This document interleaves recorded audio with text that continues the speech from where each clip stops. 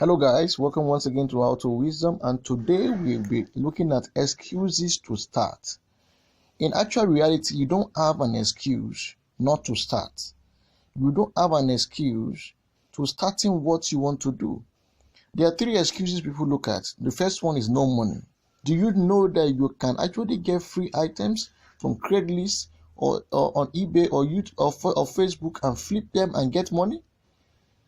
You can start that in your spare time. Say you don't have time, you need to prioritize things that you need. When you don't know how to plan your 24 hours, you can't get more. You need to put that 24 hours to good use.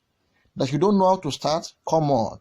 Why not go online? There's everything on Google now. There is nothing you want to learn that you cannot search on Google and get a result for. So you don't have any excuse for not starting what you want to start. Come on, go ahead and start it now. Like and subscribe to our channel for more.